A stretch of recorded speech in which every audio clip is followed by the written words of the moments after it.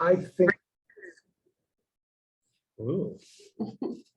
I think I was slower than Really? average.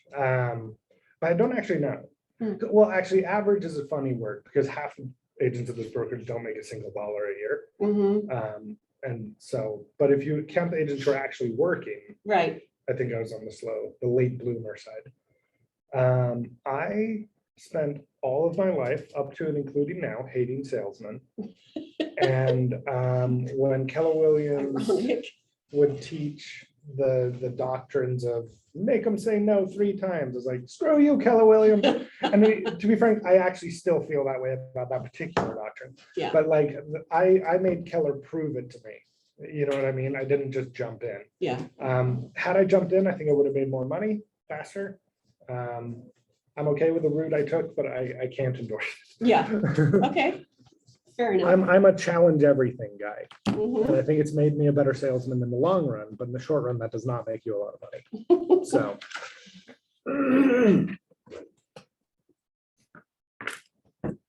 How are you? How was your weekend? How was your weekend? Yeah? Good. I'm down to St. George. My one of my missions, my parents. She's visiting from the UK. Oh, So cool. we got some stuff. So it was fun. Oh, nice. So she has family that lives here? Yeah. Does she still live in the UK? Yeah, she still does. She was just visiting.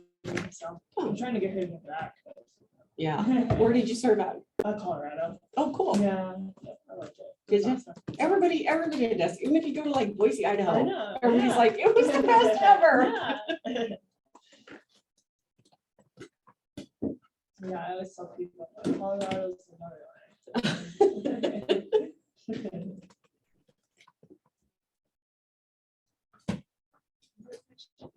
Yeah.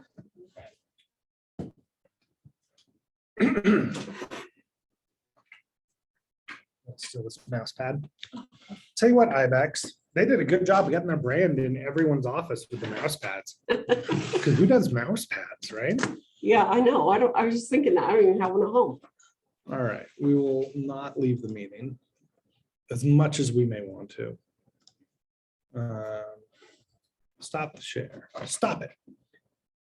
Oh, there's my chin. Well, what chin I have. Let's go ahead and I'm so unproficient with Macs.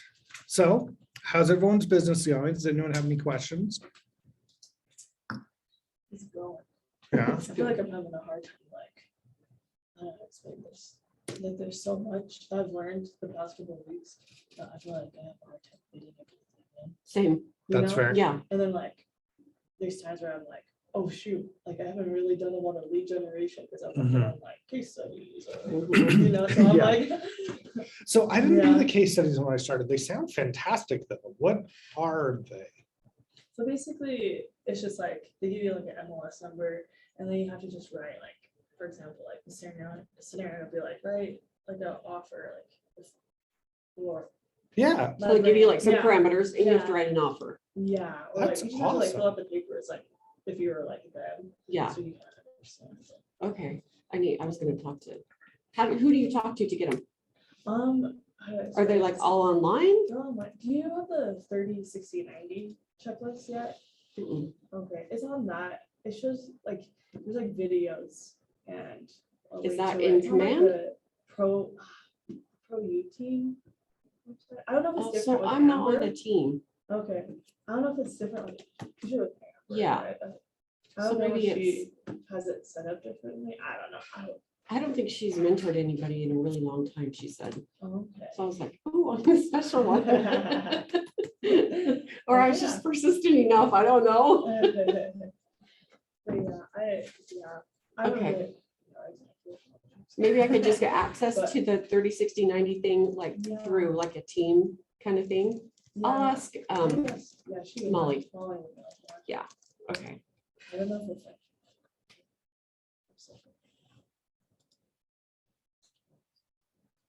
So nice, like the page. Mm. So do you? I mean, I want to offer to help, but it sounds like you just need to connect with the case studies or Yeah, I'm not going to be better help than Amber. She's the best person there is. Well, so what about scripts?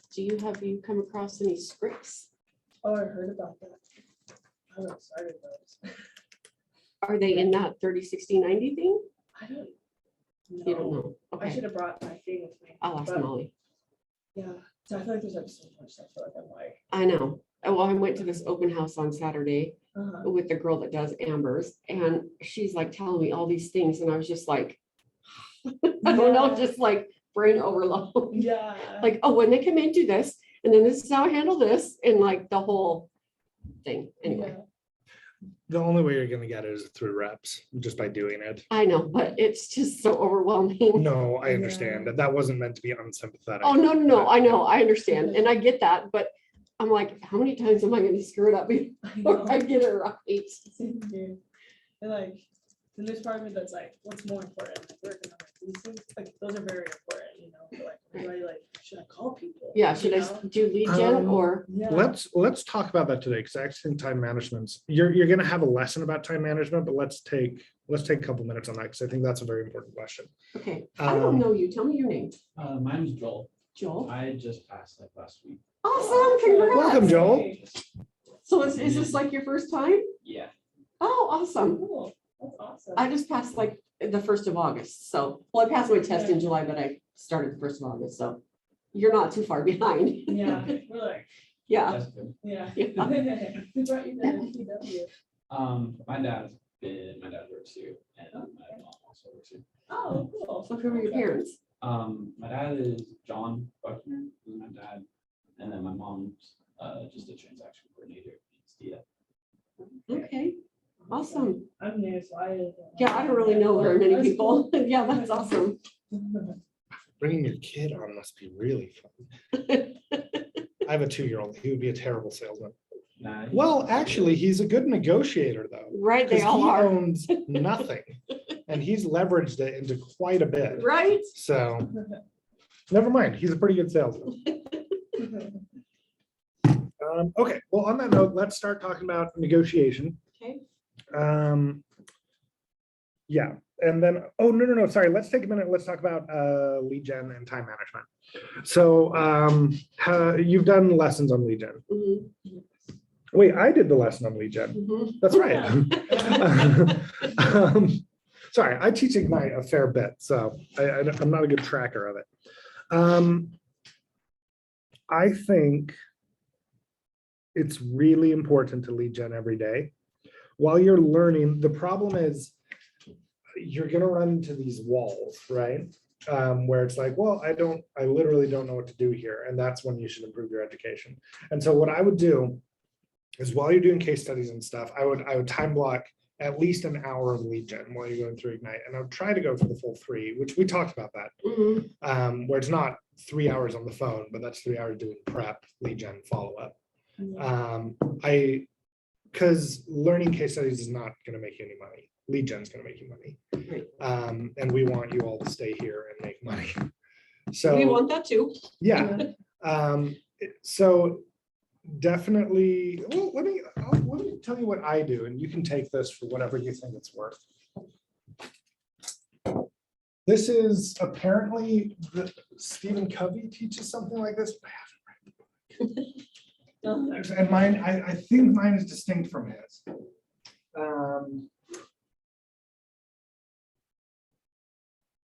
So I was going to explain this 2 by 2, but that's not actually important.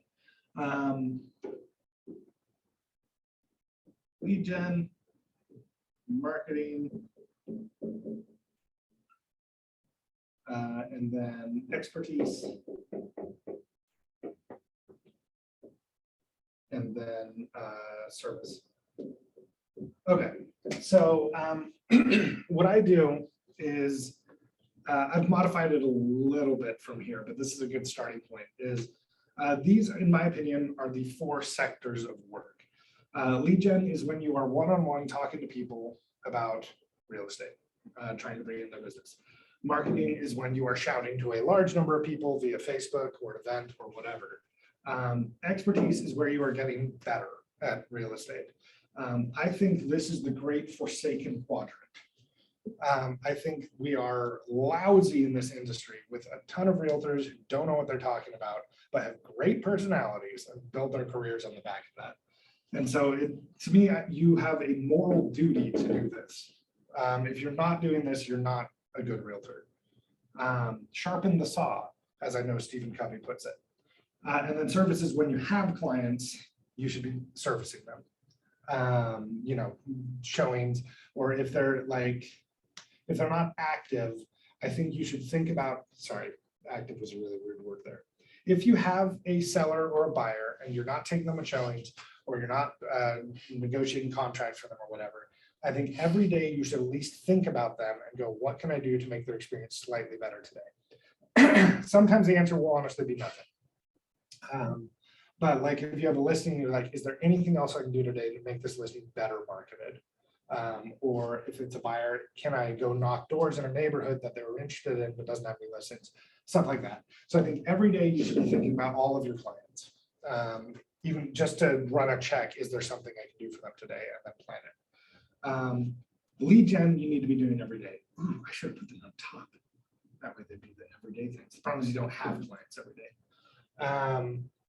These two don't need to happen every day, but I think they need to at least happen a couple times a week. And so if you're not doing deliberate intentional Facebook posts a couple times a week, repent. And if you're not making yourself a better realtor a couple times a week, fix that. So yeah, I like that. I should have moved service up here and called these the dailies and these the weeklies. Huh, I just modified my own quadrants.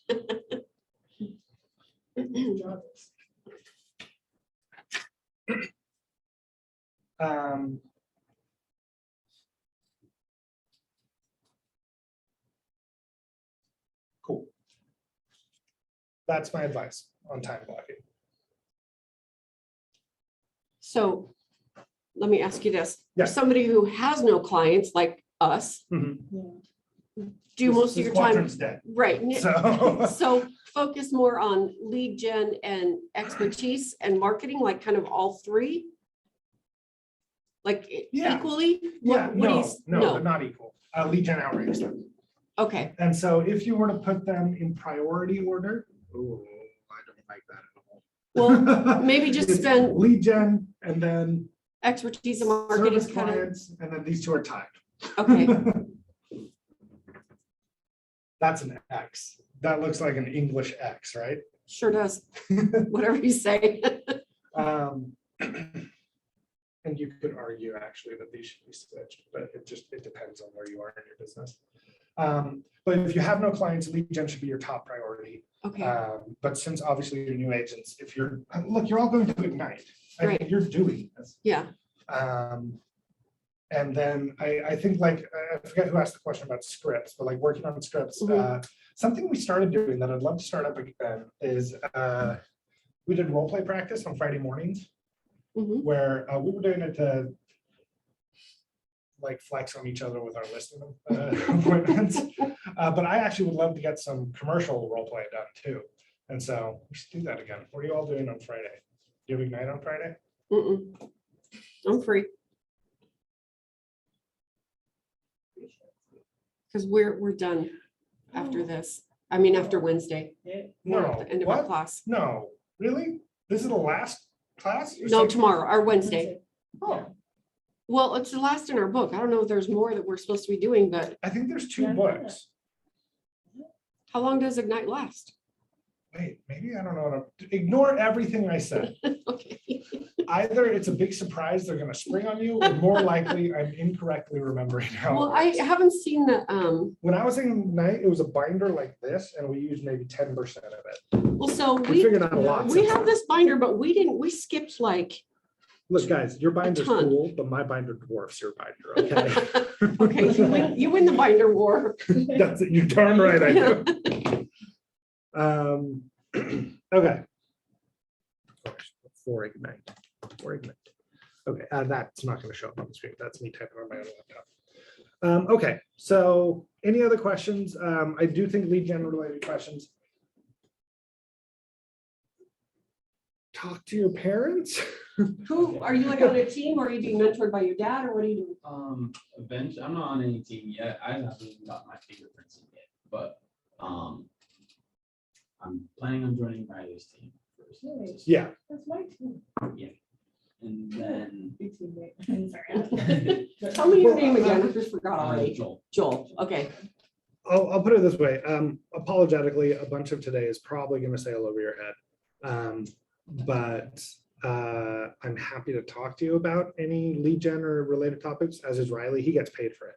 I don't. So that's the big difference between us.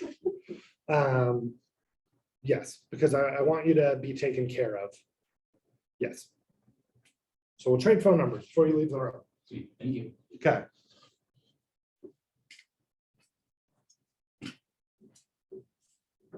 So how many people are on Riley's team?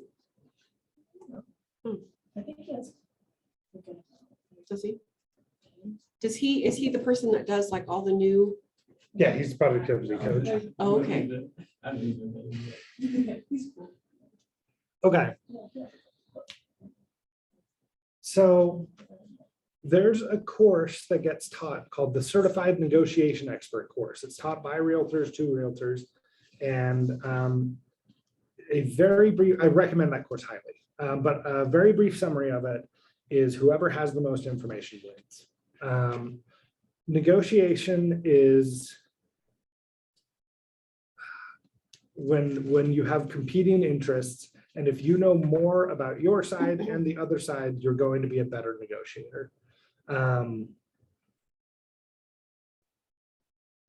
Yeah, I think that's really all there is to be said about that. The principle of information, I call it. Oh, they put this back up here, but it still wiggles. Just doesn't wiggle as much.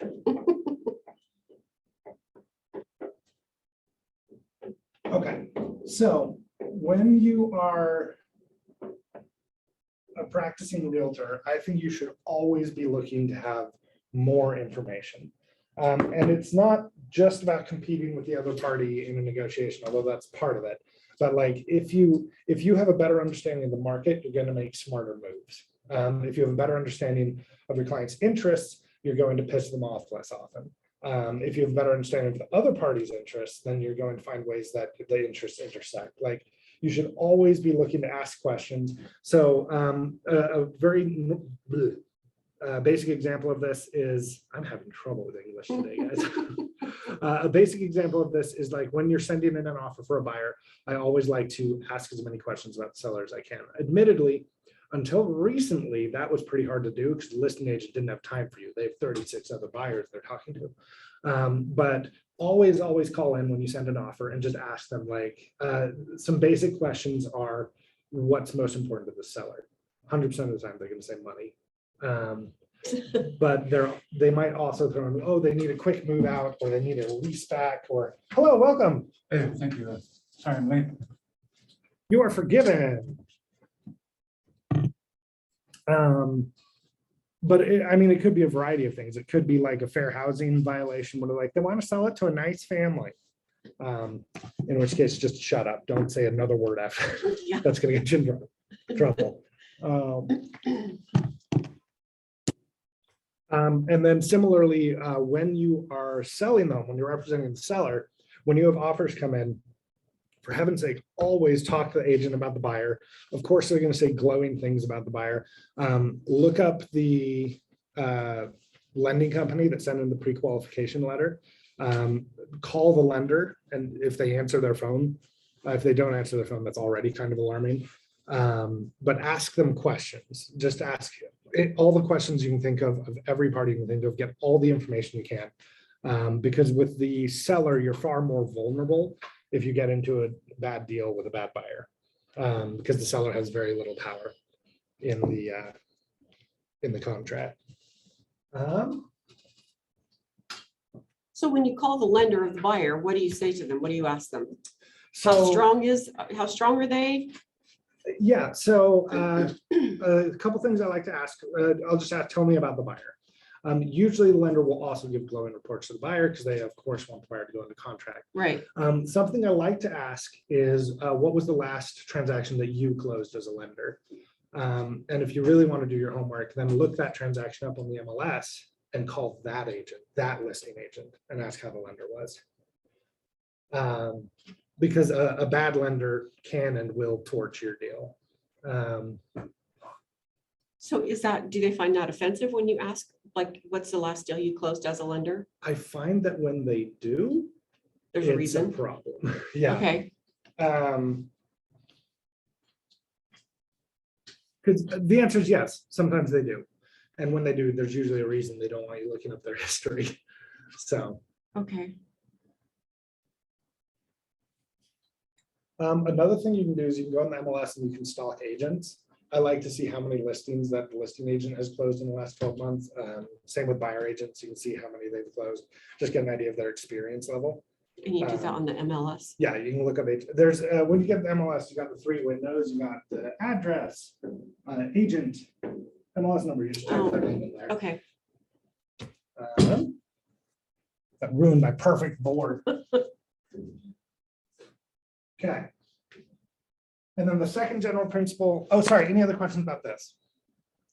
Okay, yeah, I probably should have given you like a list of questions, but we're gonna kind of get to that when we get to parties. This is a term they use in business school.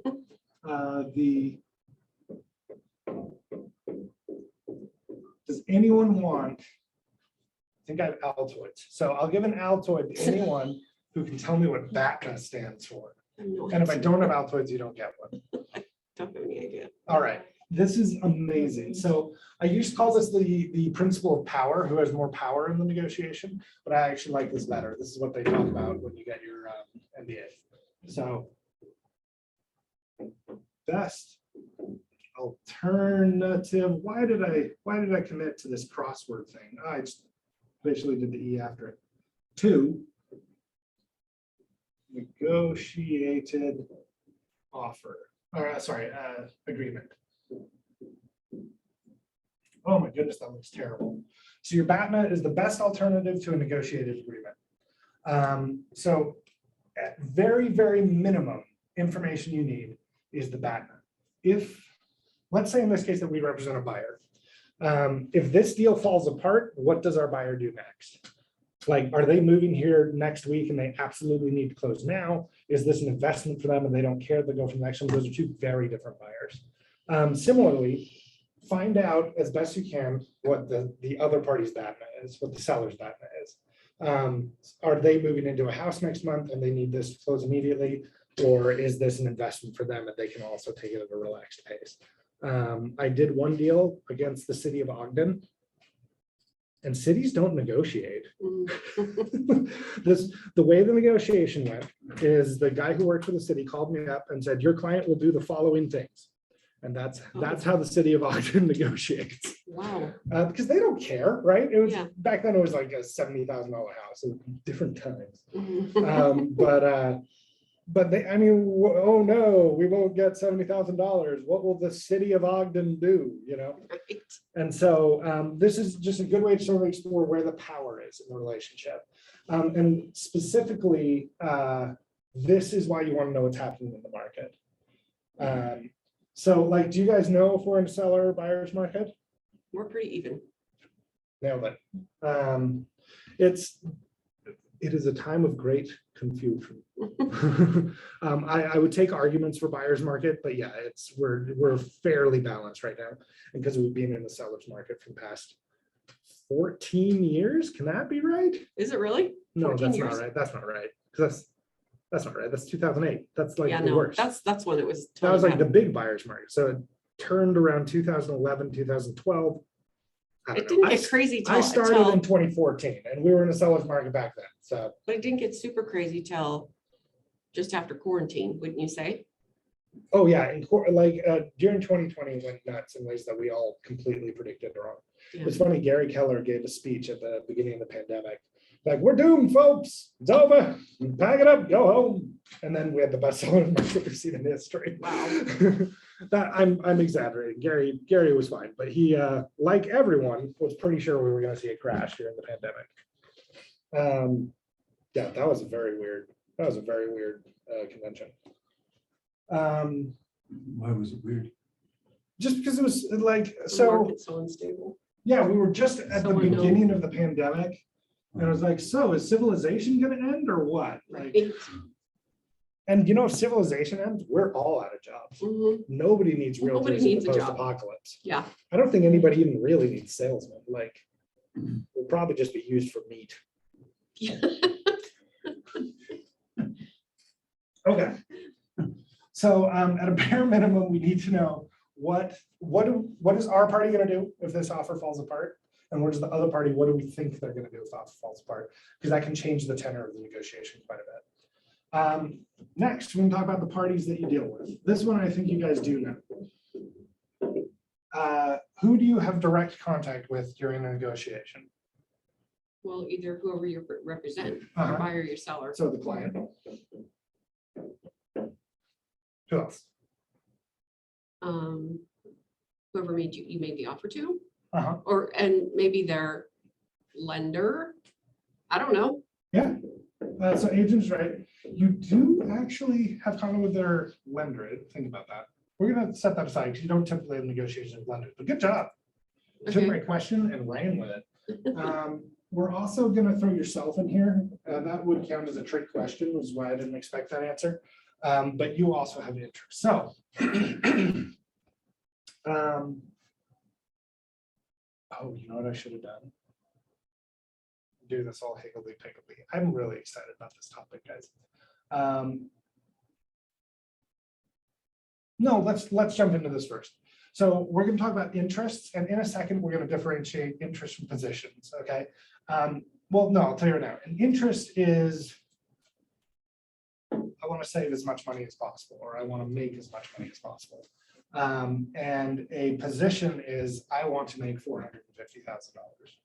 Do you understand the difference? Mhm. Everyone has interests. Not everyone actually has positions, and we'll jump into that a little bit later. So let's actually divide this because buyers and sellers are different. Obviously, you're not going to have direct contact with the other client, except in very rare cases. So in this case, we're teaching you about buying and selling all at once. So what are the interests a buyer has? They want to buy the property for the least amount possible. Okay, that was actually two things, and I love both of them. They want to close. And then they want to save money. Okay, I think you can guarantee that every buyer has these interests. Let's go on to like guaranteed interest. What do we know the seller wants? Well, he wants to close too.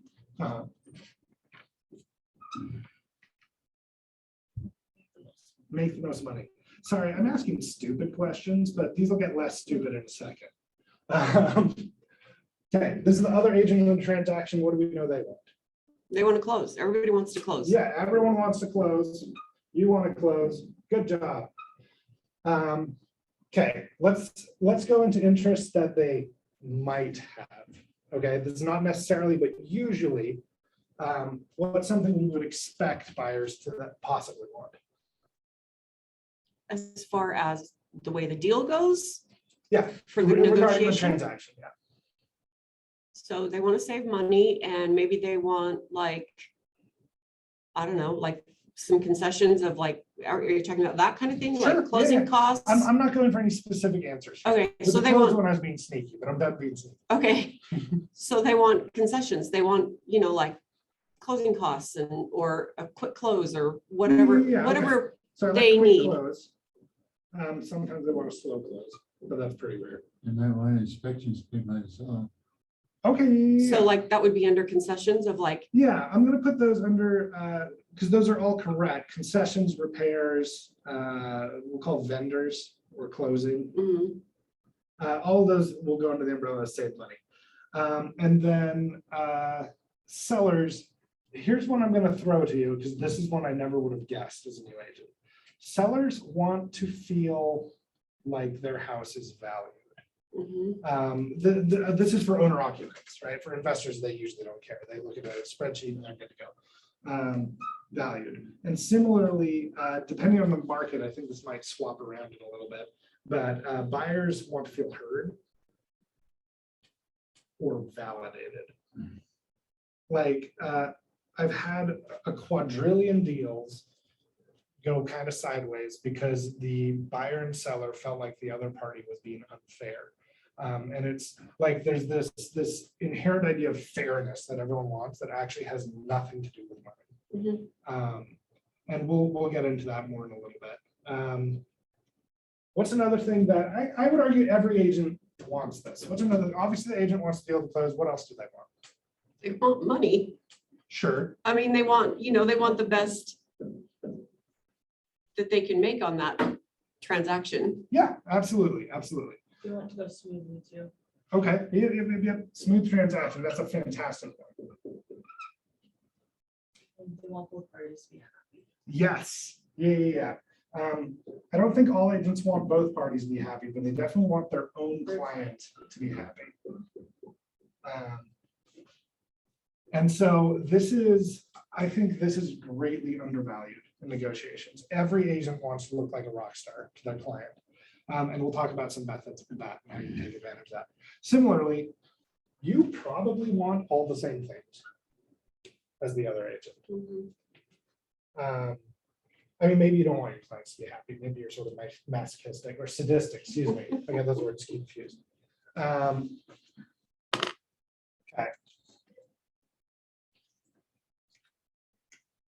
I feel like I'm asking so many leading easy questions, guys, but here's another one. How do we find out which of these probable things? Like, is there top? Yeah, well, not even the what, how do we know for sure if they want a quick closing or if they want a slow closing? Just ask questions. Just ask questions. When?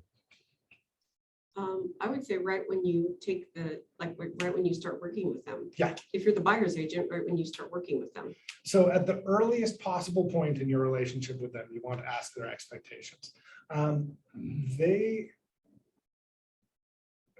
Most of your clients have worked with another realtor before they worked with you, and there's a reason they're not working with that realtor again. I wouldn't say that explicitly because there are a lot of first-time home buyers, of course. But when you're just talking to them, be very open and clear with them. Be like, what do you want? What will make this transaction smooth for you? What will make you a raving fan by the end of this transaction? And they'll tell you. And a lot of the time, they'll be correct. I also think it's worthwhile when you start the deal to sort of reconnect with your buyer and say, okay, let's talk about this offer. What makes this offer a win for you? And then they'll probably start giving you positions. Like we need to make $20,000. That's a very small amount of money. I guess they're selling shortly after buying. And then with the other party, I think a good way to phrase it when you talk to the other agent is like, what does your seller want from this transaction? Like, how do we make them feel valued and heard? Or again, this works for seller or buyer. That one doesn't matter. But just like really dig in, go deep. Like, what's your client's motivation for this? Like, let's make sure that we can match and exceed all their expectations. And I always throw this in with talking to other agents, and let's make sure that you look like a rock star. Like I literally say those words. Do you? Yeah. Challenge me, how dare you? I'm just saying, like, so you say that to them. Yeah, I always, so whenever I'm talking to the agent, I'm like, and yeah, we're gonna make sure that you look like a rock star. Sometimes I say hero. So I guess you called me out. Okay, that was not my intention. Yeah, and we'll come back to that now. Okay. Can I erase all this amazingly well written and clearly shown stuff?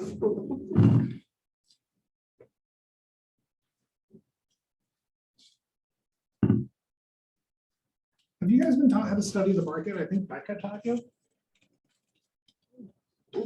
Not really. Didn't she teach? She taught make and receive offers, right? Yeah. We didn't really Oh. talk about studying the market. Interesting. Okay. Did we have Yeah, one? that's like actually a question. Like, where do you go to like look at Yeah. the market? Yeah, I kind of remember the first class he kind of touched on it. he touched on it, like he said, yeah, look at this MLS. And then like, Yeah. this was So- houses, but like, it wasn't like, It wasn't like, here's where you go and this is what you do. Like, Yeah. I need like study the market for idiots. yeah. Yes, that's I'm what- gonna give you that. Okay. I'm also, just to be clear, this is a huge topic. I'm gonna give you the top drop of the bucket. Okay. Many of us have wasted years of our lives studying this idea, so. And now you all get the amazing privilege of seeing my login name. Oh, whoops, hold on. This is the non-incognito one. I don't share my passwords. Come back, incognito window. How do I make my incognito window come back? How do I do this? No, why are you doing the rainbow wheel? Oh, this is the worst day of my life, guys. It's the wheel of death. Oh, there's my chin again. I do not look good from this angle. Let's go ahead and just tidy that up. Nobody Yeah. does. Yeah, well, but I'm a subset of that. Oh, there we go. There we go. Boom. We're gonna watch The Greatest Showman. Is it playing right now? It is. All right, we'll fix that later. I figured if we needed to fill time, we just watch a feature-length movie. I'm that substitute teacher you remember in high school. Yeah. So I'm not a substitute. I signed up for this, so I wanted to watch The Greatest Showman with all of you. Let me check my password because I never remember my passwords. They're always very funny, though. I can tell you that. Oh yeah, Hellcav, Okay. because I'm Cavan helps. First 30 of last, first 30 of first. I think that's a great one. Send that verification code. Yeah. Yeah. I feel like, so I've actually talked to a couple of friends about real estate, and like, I feel like I just kind of won it with like the market. You know what I'm saying? Yeah. Like, this is like what I see, so I kind of like assume to like bring it, but I'm like, I want to know like, okay, like, I want to be like more Yeah. accurate. You know what I'm saying? Yeah. So So what kind of questions are your friends asking? This is a great topic. like, is it a good time for me to like start looking for a house? Yeah. Or, Tell me know? what you say. I'm curious. I just say, I'm like, yeah, like, it is a good time, you know, like, it's a good time, it's just, I tell them that, like, you know, like, because of interest rates, it's better to like save and Mhm. then go into it. Like, cause that's what my husband and I are doing, Sure. like, so you have like a, you know, like a better like payment each month. Mhm. And then they've also asked like, hey, like, what, like, are houses like selling, like, what is it, like, the market look like? And I just tell them like, yeah, like, there's quite a few houses on the market right now, things are starting to even out with like Awesome. buyers and sellers. Okay. So, yeah, but then like, yeah, And if they ask anything more, then I'm like, I'm gonna get back to you on that. Okay. yeah, that's how I am. I'm gonna too. give you, so those are Then I like, say things like. Okay, yeah, sorry. yeah, no, well, that's great. You do want to be careful guessing on answers to those questions. Yeah. That can come back and bite you, but those are both okay answers. Mhm. In terms of, is it the right time to be looking? It's complicated. I know, yeah. So what I always tell people is the right time for you to move is when you want to move. Okay. If someone is specifically asking, I don't want to move, I want to buy an investment property in Utah, I'd say, did you know there are 49 other states? Utah is not awesome for investing right now, at least not in the residential side. Commercial is doing pretty well. But most of your friends are probably asking, when do they want to move? Yeah. And the answer is when you want to move. You do want to have saved up probably about $15,000 to $20,000. And so you could say that, but I'd actually give that amount and say I'd get up to 15, 20,000, or even just connect them with your lender, because your lender might have better options for them than that. The lender might have zero down options. Because if you buy now, one of two things is going to happen. I guess one of three things. Either interest rates will stay the same and prices will slowly crawl up, and then you'll be glad you bought out. That's the least likely. Possibly interest rates will go up, and then you'll be extremely grateful that you bought now, because interest rates go up and prices are probably still crawling up. Or interest rates will go down, and then glory be, you can refinance and lower your payment. And so there's not really a compelling argument to not go now, which is not quite the same as saying that now is the right time to be looking. Do you see what I mean? Yeah. And so the catchy thing everyone is saying right now in real estate is marry the house, date the rate. The house you're going to be in for a long time, the interest rate will change. And if it changes in a good way, just refinance. Booyah, boom. Mhm. In terms of what's the market doing, saying it's a balanced market is not wrong. That's another one where it's a little convoluted, where this market is doing things we really haven't seen happen before. But the closest analog we have is that, yeah, it's a balanced market. Cool. Now I'm going to show you how to learn those answers yourself. So if you just log into Utah Real Estate and scroll to the bottom here, this is going to give you a quick snapshot of what's happening in the market. I want to show you my spreadsheet, but we're like 2 logins away from doing that, so I'm not going to. But if you ever want to see my spreadsheet, it's extremely dorky and has so much more information than this. So the average days on market right now, houses are staying on the market for 29 days before going under contract. The average list price, I actually can't read that with my beady little eyes, but I think that says 607. And I cannot read that. That looks like 3 zeros to my horrible eyes. 600,000. Boom. You know what? You know what I pretend to know how to do is use computers. Let's see. Actually, I don't know how to zoom in on a Mac. Yeah, whatever, who cares? Okay, so that's your quick little, if you follow this and you see like how these numbers are changing, I'm actually a little surprised by 29.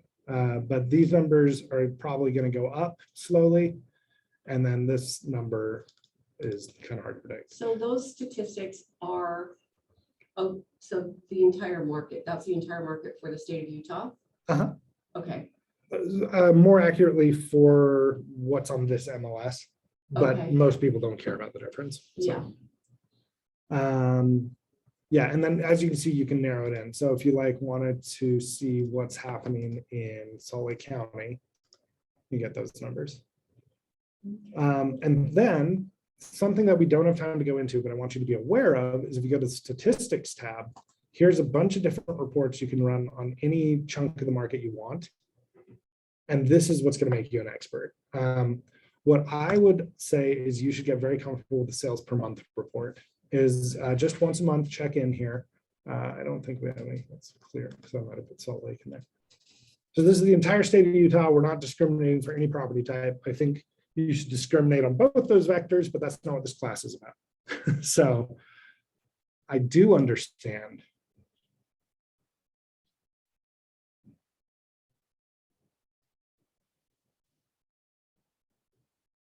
It takes forever. The MLS is very slow. And then this shows you all the data I just showed you, but per month. So now you can see that, wait, why is that different? Well, I don't have time to dissect that. But, huh, that's odd. I'm gonna try and find out why that was. But so anyway, you can see in general prices creep upward. I think we had a little dip somewhere in here, but I cannot read those numbers.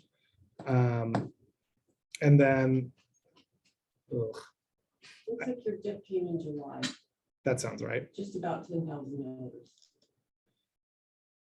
This number is wrong, but it's still okay as a number. This is trying to guess on average, are prices houses going for above or below what they're being listed at? And that number's sometimes right. They calculate it in a stupid way, but it's good enough. And that's what most realtors use. So yeah. Anyway, play around with your statistics tab and have fun and become experts. Well, let's go back talking about negotiation, you nerds. Okay, Sorry, you had a question. well, I'm just saying where it says up at the top, median dollars per square foot, that's how much the average is per square foot for these homes, correct? Yes, Okay, yes. just want to make sure. I love that number, but be careful with it. It's very powerful when used correctly, like fire. It's great when you have 2 very similar properties. If you look at the price per square foot, that's actually a pretty good way to comparison. If you're looking at 2 different properties, stop looking at that number. It's a lot of realtors walk into that trap. Because like price per square foot, as you go up in size, it like starts up here. And then as you head toward mid-size houses, it creeps up a little bit as you go into luxury houses. Mhm. Because it's just the way people buy houses, like you're paying a premium to get into the house at all. Yeah. And so be careful with that number, but when you're looking at two very similar properties, it's awesome. Okay. Okay. Any other questions on this? Cool. Let's just move on to negotiation, which is theoretically what this class is about. Okay. We're going to talk about 3 negotiating methods. The Dean Crandall School of Negotiation. We all know who Dean Crandall is, I trust. Mhm. Okay, but he taught me this and it's fine. It's really good, especially when you're starting out because it's easy. I went to a class taught by a guy named Exane. And these are actually the first 3 letters of his name, and that's deliberately a capital S. So he taught a class about negotiation. He had some fun ideas. He's what I would call a classic negotiator. And we'll get into that one a little bit because there's some strengths of this method. And then have you heard of the book Getting to Yes? I've heard of it, but I haven't read it. Okay. Getting to Yes believes itself to be the Bible of negotiation. And I don't think they're wrong.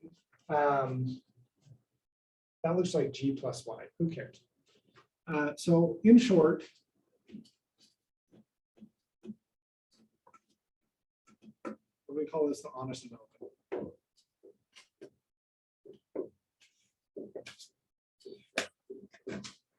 Dean Crandall is not a fan of playing games during negotiations. Ooh, you know what? He's got that sign in his office, play nice in the sandbox. Mhm. That's how I would describe this for a negotiation. No tricks, no nonsense. You just are very direct. We'll talk about that in a second. Exames is what I would call chess negotiation, but no, we're going to call it poker negotiation. Exame is a strong proponent of make sure you have more information than the other party. And we'll talk about what that means. By the way, if it sounds like I'm knocking on any of these, I'm not. I think these are 3 perfectly valid approaches. It's just a question of style and what you want to do. And then getting to yes is what I call cooperative negotiation.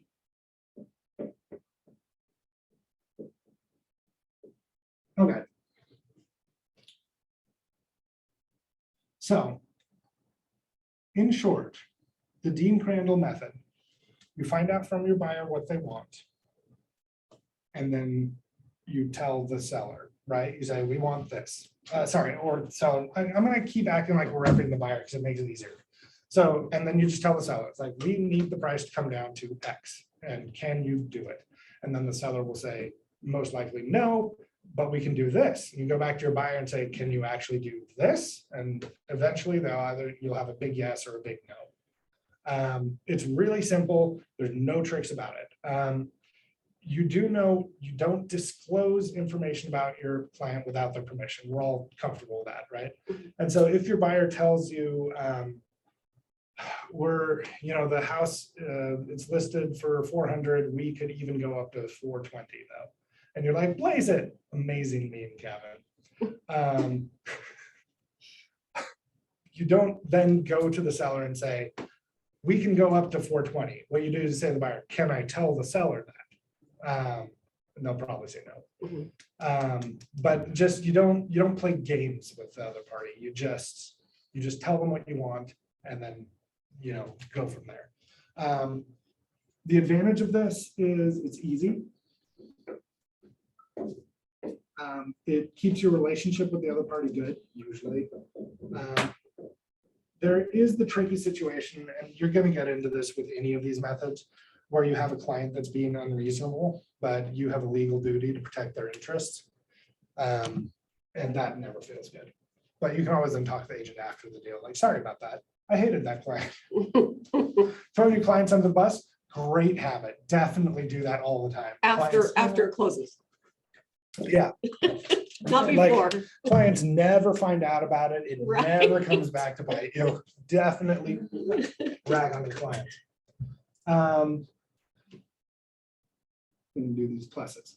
Minuses, this can actually lead to weaker outcomes in terms of money. And we'll talk about that when we get into the poker method. Okay, I'm trying not to make these too complicated. Do you understand what I'm going for here? I honestly recommend for your first couple deals, do this. It's fine. It's a great way to negotiate. One of the best agents you know does it. It's fine. Okay. So the Exane poker method. I'm trying to remember what his last name was. His first name was so distracting. Anyway, okay. So this is where you've heard, like, this is the type of negotiation people extol on television. It's make the other party give their position. You heard don't speak first in a negotiation. Have you heard that? Mhm. So I don't agree with that. But what this method is saying is don't declare your position first. So make them give position. So a story about this, I had a deal with Homie, and I have a personal hatred of that company. I know, shocking. And what I do is whenever I do a deal with Homie, I've never had a Homie buyer company, but I've closed 5 where they were the listing, 4 or 5. And what I do is I do a CMA on the property, and because I'm a spiteful creep, I try to make sure that the seller does not save a dime by hiring Homie. And so I calculate what they saved by paying Homie's lower commission. And I'm like, yeah, I'm going to make sure that they lose money. This is awful. And so I did a deal in Springville. That's how cool people say Springville. Right. And we went under contract, and I did the math, and I was like, shoot, they're actually breaking even. And so we went to inspection, like, I'll just get them in the inspection. This is a very unhealthy way to approach it. And the inspection went fine. There was very, very little wrong. I mean, you know, it was like a 15-year-old property. So it had like issues, but not issues. Not something that in any other case I would have pushed on. But in this one, I went to my client and I said, look, I don't think we have any ground to stand on. Can I go after them anyway? And he said, yeah, do whatever you want. And so I sent them, agents are gonna do this to you. I send them the entire inspection report, the 16-page report, because I know these guys are doing like 20 deals at once. They don't have time to read the whole report. And I said, as you can see, there are tons of problems with the property. To make this smooth, we're just asking for a $5,000 concession. Oh, and you have to pay my 3% commission because they were offering, I think, 1% or whatever. And so the next day, they should not have agreed to any of those terms. Homie calls me up the next day. He's like, he chews me out for like 10 minutes. He's like, you are the worst. These are unreasonable. You agreed to this BAC when you went under contract with us. Like, in my heart the whole time, I'm like, shucks. Well, I tried. And then he hung up. And then they sent me the accepted addendum. Really? Like, cool. Get chewed out for 15 minutes, get $5,000. That's a pretty good rate, guys. And so what I'm sure he wanted is he wanted me to offer to withdraw the addendum, but I didn't. I never do that. Because the other concept is always take the best offer. And what I mean by this is there's this thing that happens. I think it's a Utah phenomenon, but I've never practiced outside of Utah, where we try to be very polite to each other. And they'll do this thing like, oh, we could come down $3,000 to $5,000, I guess. What you should always hear is we will come down $5,000. When they give you 2 options, you always assume that you're taking the better one. I think that's actually good advice regardless of which of these methods you espouse. And the Homie guy didn't ask me for anything. The best offer was nothing. Apparently it was acceptance. So he just wanted to chew you out. I'm pretty sure he wanted me to volunteer to withdraw the addendum because, you know, he was being a bulldog negotiator, making $20 an hour or whatever they make over there. So you just stayed silent. I just nodded along. Like, yeah, all right, okay. And then yeah, they sent the accepted addendum. So suck it, nerd. Because he wasn't getting paid enough to care. I can't really blame him. So downside of this, it can be damaging to the relationship. If agents think you've hoodwinked them, that's going to hurt your relationship and your ability to do business with them in the future. And then if you're not careful with it, it can makes you look like untrustworthy. Like anytime the other side thinks you're hiding information from them, like you're intentionally trying to keep them out of information that they need for the deal, then you've torpedoed your ability to have cooperative negotiations with them. From that point on, you are adversaries. And that's not necessarily a bad thing, but it's not. Keller Williams culture is very much about win-win or no deal. And so you want to be careful that you don't step in the line of like deceiving the other party, because that's not okay. Is that clear? Okay. Then the getting to yes, these guys are so proud of themselves. The big thing here is deal with problem and people separately.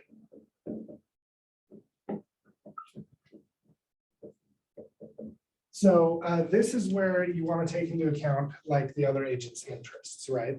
This is where you say, I want to make sure you look like a rock star. Because, you know, you could come in with this Vulcan attitude of like, who cares if your feelings are hurt? We're just trying to negotiate a good deal for our clients.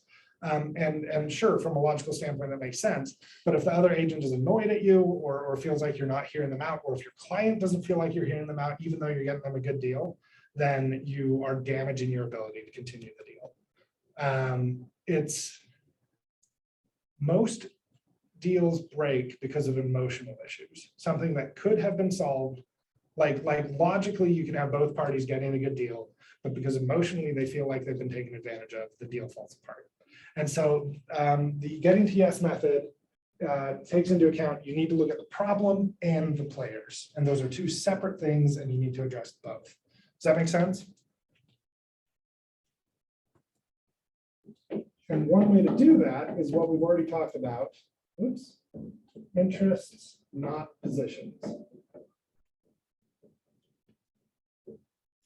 And this can be tricky when in real estate, there's, you know, if the deal goes up by $1, then the buyer lost and the seller won to the amount of $1, right?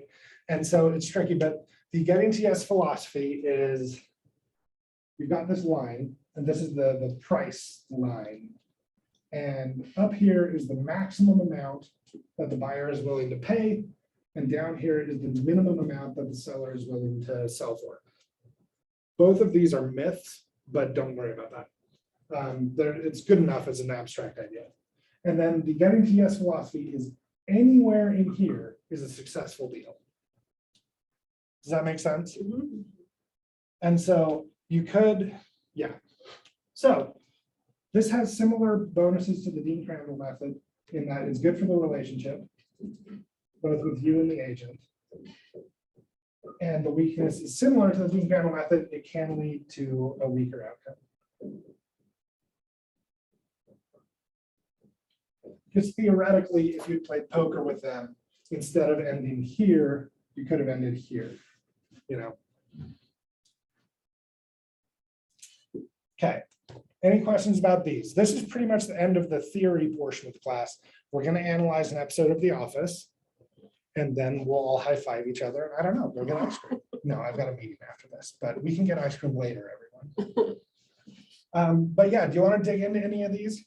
This was all like 30,000 foot views. So do you subscribe to one particular one, or do you kind of do like a mash of, depending upon the situation, of all three? What's your personal? So I use all three of these sometimes. I'm falling out of love with the poker method, not because it doesn't work, but it takes a lot of effort. And navigating these potential downfalls, it takes a lot of work. In terms of where you end up on the line, this one's going to get you far closer to your client's end of the tug of war. But okay, I think part of what we're selling as salesmen is stories. Mhm. And that sounds really shady. So hang out with me for a second. Stupid Josh Barrett. That's the topic of today's lesson. Oh no, have you been there? How embarrassing. You sound like somebody that you're impersonating somebody. I don't know. I'm never not impersonating somebody. Okay, consider the difference between these two logically identical statements. The seller's willing to come down $3,000 in price, but they won't fix the roof. The seller won't fix the roof, but they will come down $3,000 in price. I just said the exact same thing twice, but it felt different, right? Mhm. And obviously you should never, ever lie to your client. You have, you've sworn an oath or whatever, you've signed a contract. You should never, ever lie to any party in the transaction. However, you should make your client feel good about the transaction. Does that make sense? Mhm. And so Just walk out at any point. You just like vandals. the longer you Don't feel listen to bad. me, the worse you get as salesmen. Which is why I'm thinking about that. I've come closer to anywhere in here is a win, right? Because the buyer has declared, I will be happy anywhere to the left of this line, and the seller's declared, I'll be happy anywhere to the right of this line. So why are we squabbling, right? Also, these lines are illusions, but that, again, we're talking very advanced nonsense there. That is not an Ignite lesson. And so that's where I've come around to. However, I absolutely understand because I used to be this guy. He's like, no, yeah, sure, anywhere in there is a win, but this is more of a win for a buyer, and this is more of a win for the seller. The problem is everything pricing is so ephemeral. Negotiations are so turbulent and volatile that you can't actually know where these lines are Mhm. or what the home is worth, right? It's a variable artistic number. One of the things that annoyed me so much when I started here, I was talking to another agent. I think she left the business, maybe because of this conversation. And we were talking about pricing a home. And I don't remember how we got here, but she said, if you had a $20 bill, would you sell it for less than $20? And that's stupid. $20 bill is one of the only things in the universe that has a set value. That's what makes them $20 bills. Also, they also don't have a set value, but ignore that too. Mhm. $20 has gone down about 5%. Yeah, you get it. Yeah, so if $20 bills can't hold their value, what chance do homes have? So that's my rant. Now I know it sounds like I'm crapping on this method, but I'm not trying to do that either. I think there is this. No, here's what I want to say. I think you should understand all three of these.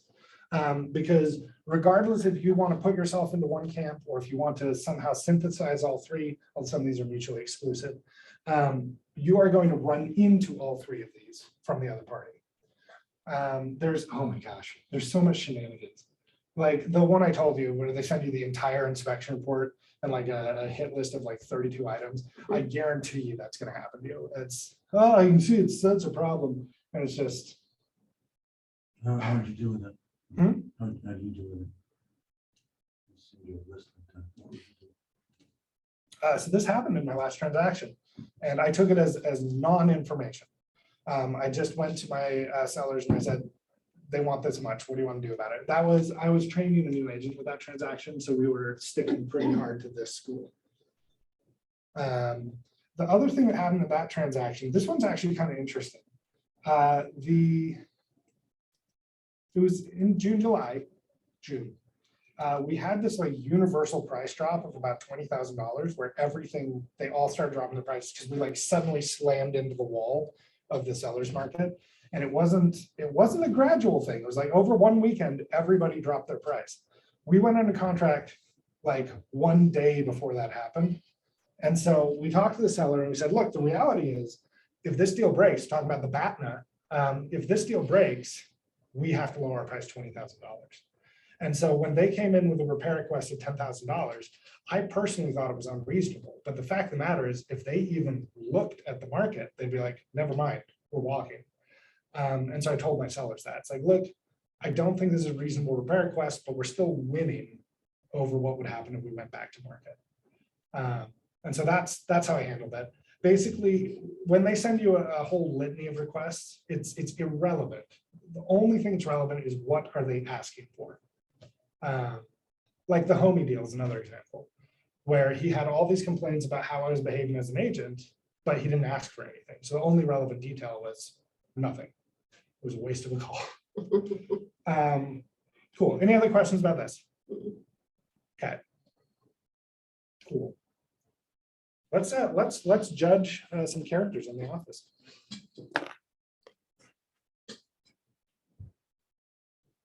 No, let's do this one first. Except apparently this has been playing the whole time, so I probably have to back a bunch of times. Here we go. Are we all familiar with this show? Ish. All right. So Hugh Jackman's character is trying to convince Zac Efron, is that his last name? Zac Efron's character to join him in the circus. And what we're going to do, I actually love this song because it jumps into the steps of negotiation really well. But he also makes some mistakes. So we're going to listen to Hugh Jackman's verse, and then we're going to critique him. And then we'll listen to Zac Efron's response, and then we'll decide who the winner is. Will we hear this? I don't know. No, that's saying no sound. Why? Okay, there's no one on Zoom. We're going to watch on my laptop. All right.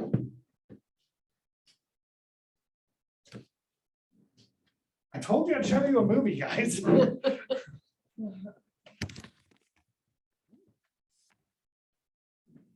I just had a negotiation with gravity. Yeah, and there's no one on Zoom, so there's no one to have the sound ruined. Let's just tap this down. Okay. Can everyone see this screen? Because then the lyrics are going to be on here, and they sing in sort of a quick staccato style, so you'll need to see them.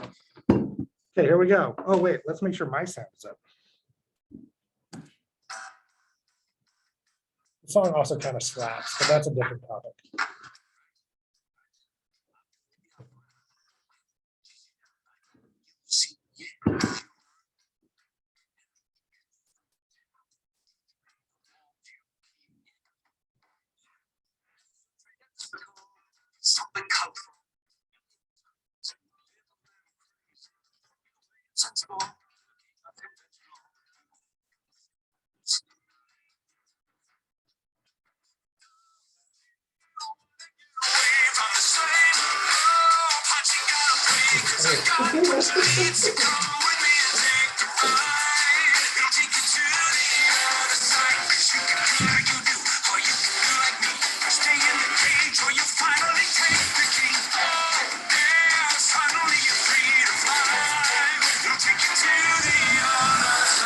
Okay. What did Hugh do? How do we break down his tactics and how he tried to convince Zac Efron to join the circus? Hugh. He played on his maybe sense of feeling like no adventure, like Yeah. like his sense of being caged in. Yeah. Let's, can I erase this? Okay. Cavan, we are not like taking pictures of your board notes. That's pretty arrogant of you to assume. We just all wrote it down. Yeah. Okay, yeah, so I'm gonna call that an appeal to emotion, Okay. which I actually think it can be good or bad. In this case, I think he does it pretty well.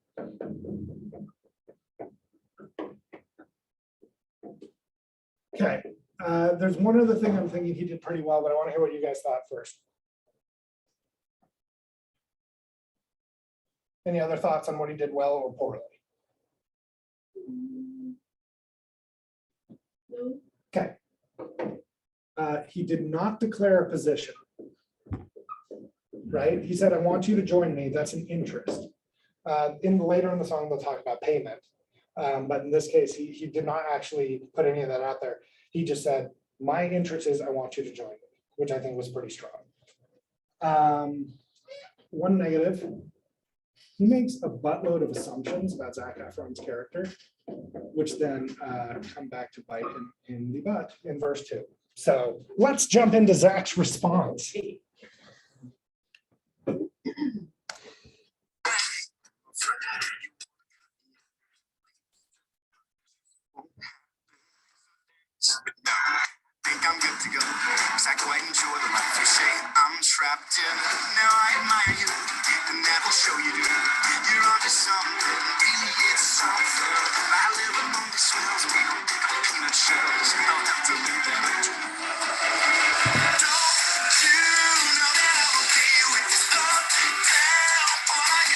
really handsome.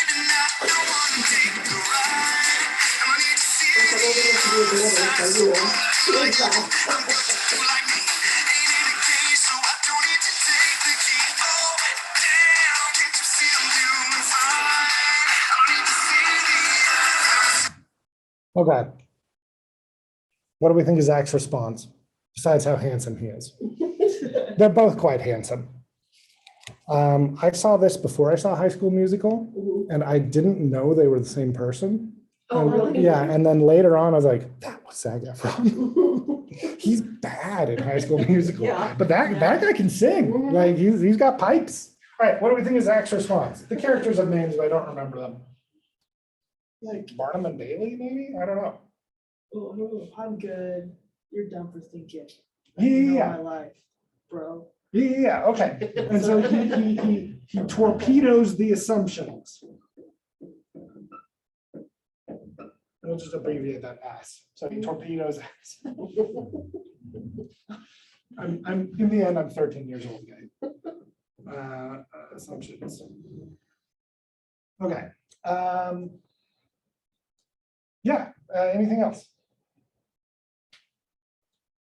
He kind of puts him in his place where he talks about he's like fine with his uptown role he gets to play and he Yes. goes with the swells and he's gonna Yeah. leave the picking up the peanuts to him. Yeah, okay. So he kind of gets his little dig in there.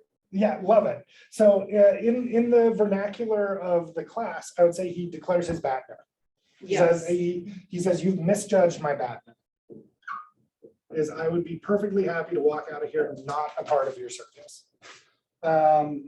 I think he messes one thing up. We didn't really talk about this specifically, but do you have any thoughts on what he did poorly?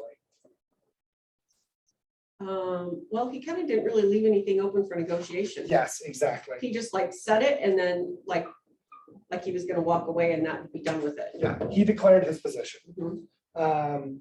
And as we can see, there clearly is wiggle room in that position. So he misrepresented his interest by declaring a position. Okay, now we're going to get through the rest of the songs. They have a bunch of back and forth nonsense, and then we'll watch The Office.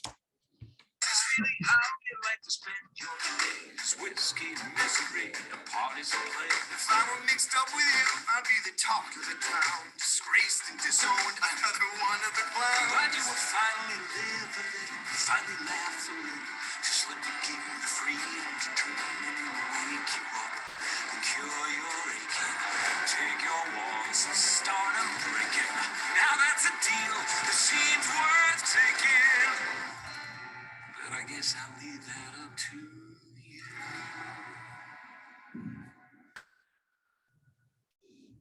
Well, it's intriguing to go would cost me greatly.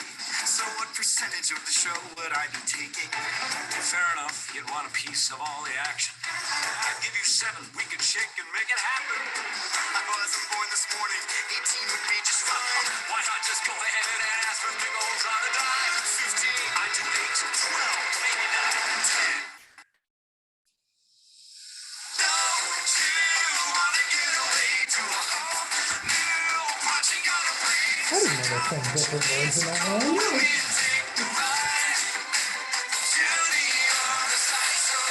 All right, to hear the rest, you'll just have to look up the song yourself. Okay, so I think any other comments on the denouement there? I think it's interesting that Zach takes power when he actually declares his position. Which is, he says, I'm intrigued is the word he used, but there's a huge social cost to joining you. That's an interest. He's not saying it has to be this, right?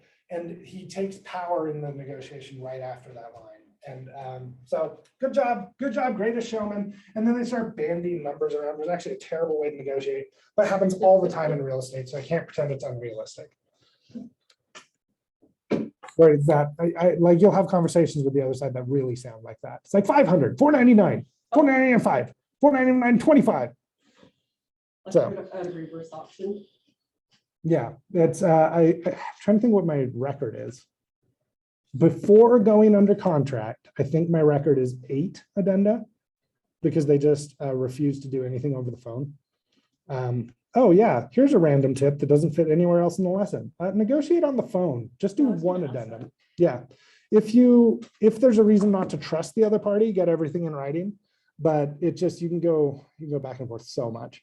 And they don't want to write a million addenda. You don't want to write a million addenda. So just sort it out on the phone. So for example, let's say you offer 500 and they're like, we can't take less than 520. You say, okay, I'll talk to my client. Like, no, it's more complicated than that. Let's actually talk about this. Okay. And then we'll watch The Office, guys, I promise.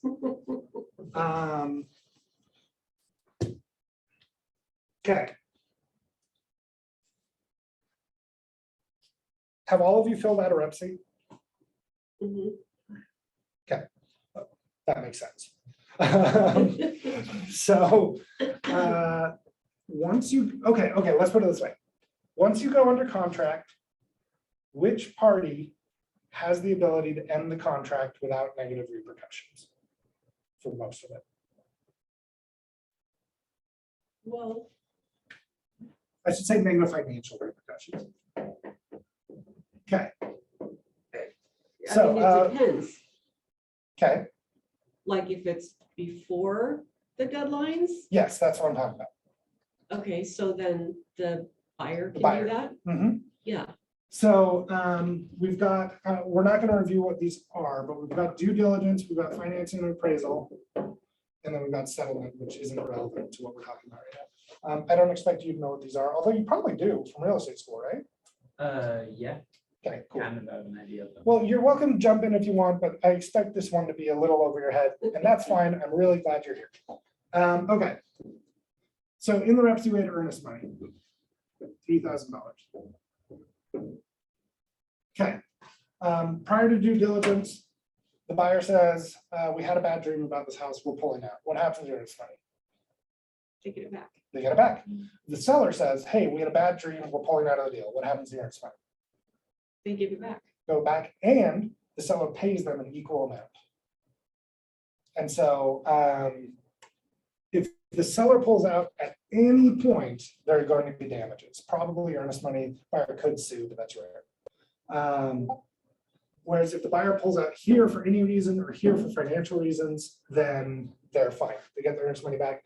They've taken no damage. The seller has taken damage because they spent time off the market, and they get nothing back for that time off the market. So when you look at BATNAs, once you're under contract, the buyer just natively has more power. There are things that can change that in the contract. We're not talking about the exceptions. We're just talking about the rules right now. And so why did I bring this up? Because we're talking about addenda. Right, okay. So if you are the buyer agent and if you are the listing agent, you're actually gonna have different behaviors, which is why we brought this up. Thank you. So if I am the buyer agent and we have offered 500 and the listing agent says, can they do 520? I say, probably, send me the counter. Because my goal as a buyer agent is go under contract as fast as possible. Because then they can't be talking to other parties. They have to talk to us first. I mean, they can talk to other parties, but you know what I'm saying? It's like we have the last word on whether this contract is going to close. If I'm the listing agent and I'm in the same conversation, and they say, send me a counter. If I have any other buyers on the table, I say, no, first tell me if they're going to accept the counter. Because my goal is to not go under contract until I have the information I need, right? Like as the buyer agent, you've got plenty of time to find out more information. You can just pull out. Nobody's hurt. Ha, screw you. With the listing agent, if you go under contract with a bad buyer, you're taking tons of damage. Does that make sense? Yeah. So, yeah, in general, as a buyer agent, push for counter offers. In general, for a listing agent, push for an agreement prior to the counter offer. Most likely, if you're dealing with a good agent, they're going to push you to get that information first, and that's totally fair. Then just go to your buyer and say, well, we accept 520. Okay, good, okie dokie, okay. Okay, well, you're going to miss the office. Wouldn't do this again. If you could all go to kweval.com. I'm going for my certified instructor. I know you guys have already done it. Do it I'll again. do it again because you taught again. Yeah, it's a different class. and it doesn't track who you are in any way. So You should totally pad this. I was actually talking to, well, believe me, that's occurred to me. I could just go online and do it myself in about 10 minutes, but My region is, Utah, oh, Right? okay, I hope. yeah, Utah, Okay. sorry. I Okay, like how you my- apologize to me. sorry. How, What is- how dare you? What is my event type? For my market center? Yeah, it's, is Is that the Ignite one? on there? Let me go through this with you. It's been a little bit for me. Okay,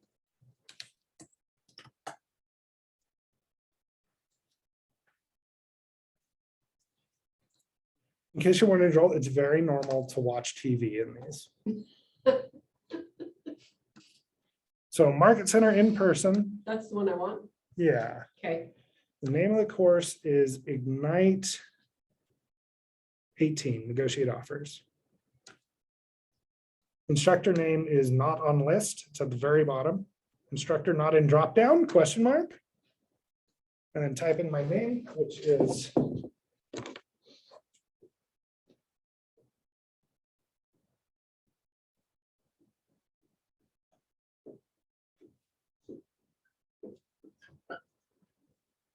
everyone's giving me flawless reviews. So if you don't give me flawless reviews, you really won't fit in with the group. But you don't want to courses. Say what? You don't want to courses. No, I would never imagine doing such a thing.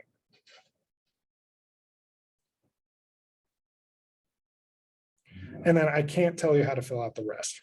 That would be immoral. But I'll give you 2 minutes while I don't know, surf Facebook, and then we're gonna judge an office negotiation. Ooh, we really ran up on our time here. No, we got till 11:30, right? yep. Okay. That's a U, right? KWU. KWU, yeah, Keller Williams University.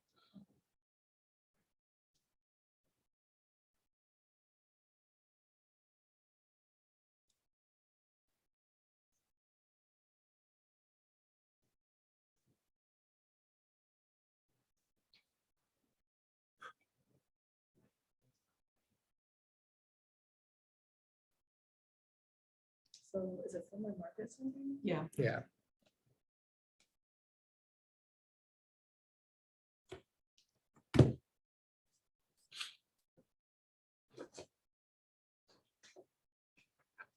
Is it, sorry, I have lots of questions. Yeah. So it's the team, right? Okay. Yeah. Uh-huh. I'm sorry. No, I'm heavily motivated to get you to fill it out right. So I'm happy to answer Yeah. questions. Okay. Then Cavan, what Cavan helps. helps? I'm Okay. not on the list, so it's Oh. not in dropdown. Okay.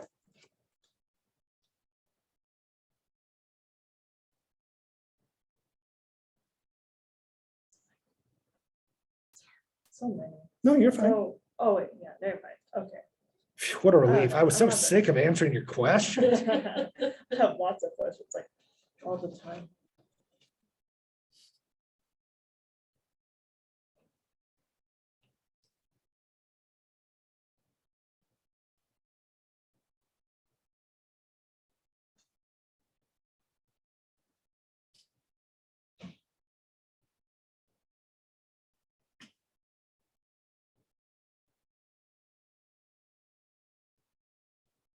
All right, I'm gonna queue up the office.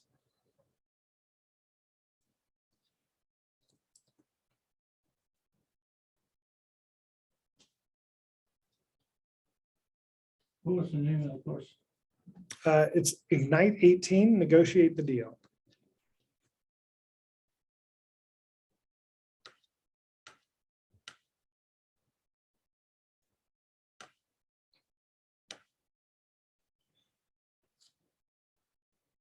Someday, when I'm not so long-winded, I'm going to teach this course and we're going to use the Michael Scott, David Wallace negotiation, even though that one is cut out over several scenes across the episode.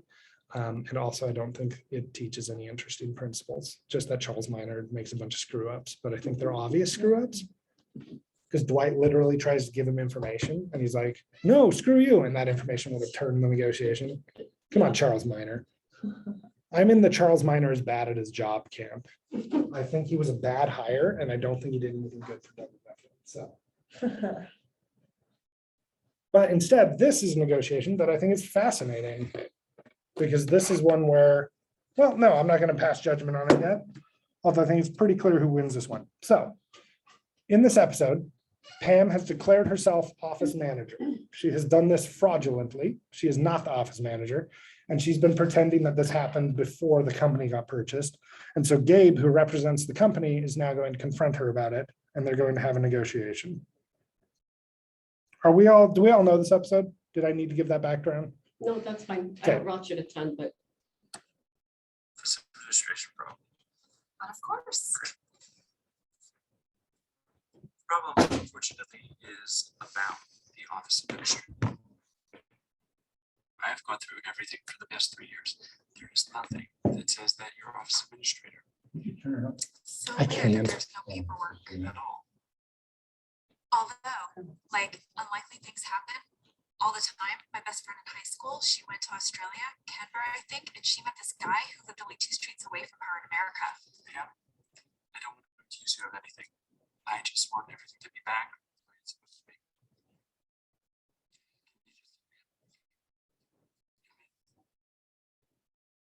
What? I don't want to say.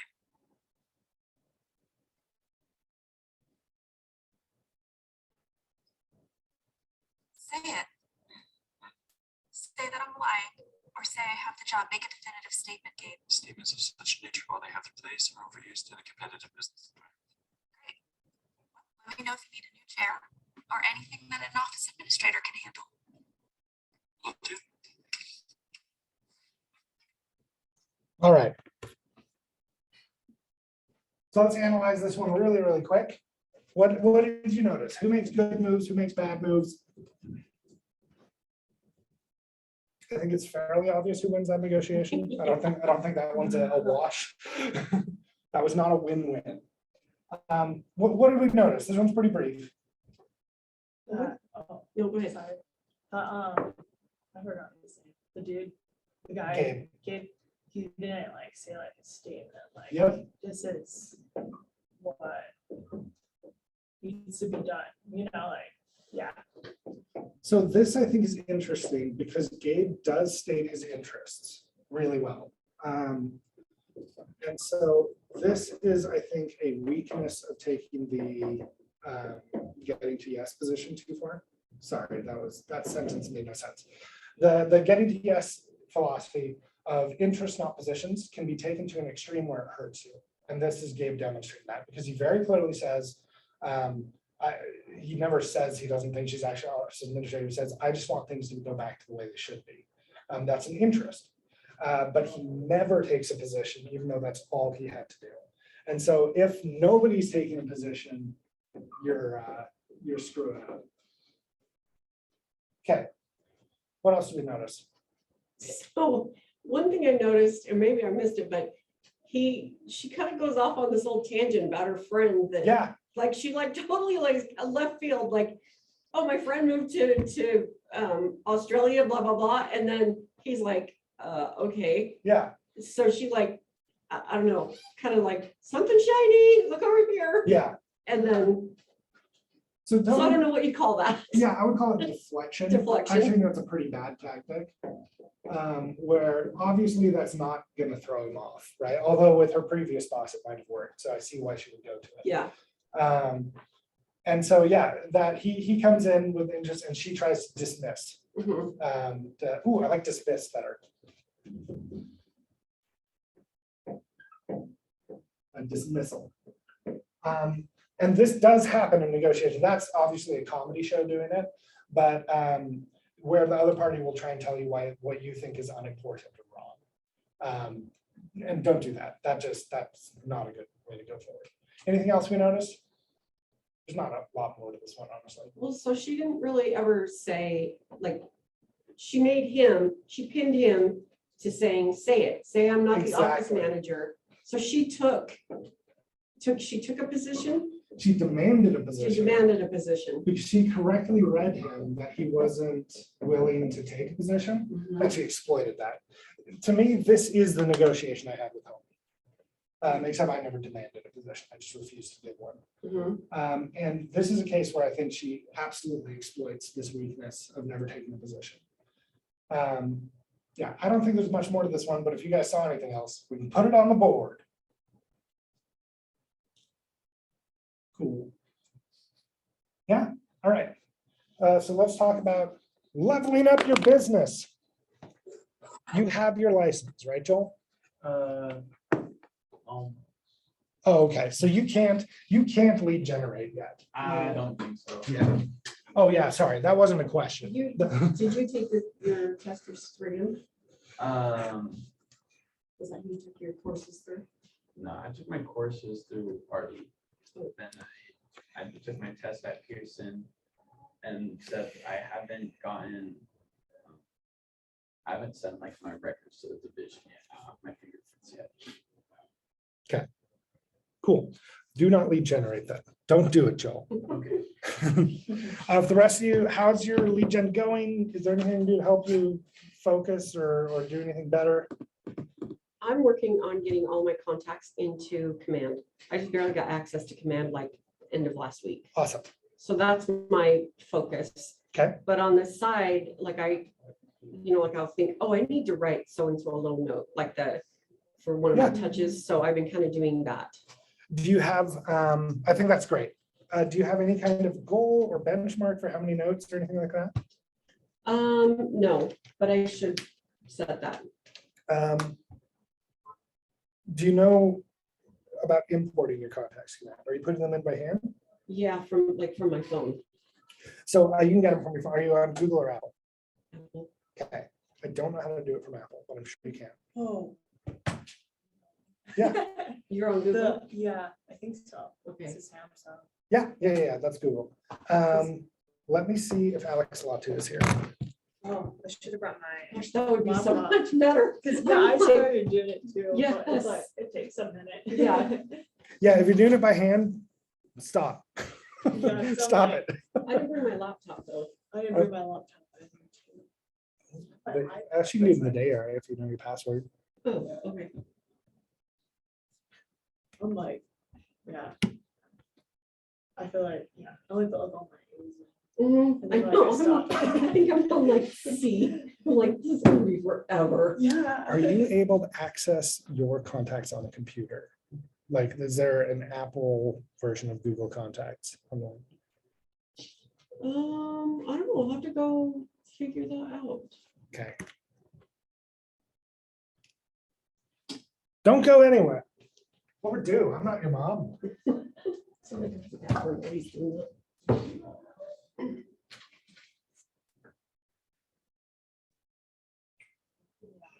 That makes it so much easier. Yeah, I'm like, oh. I don't even have very many, but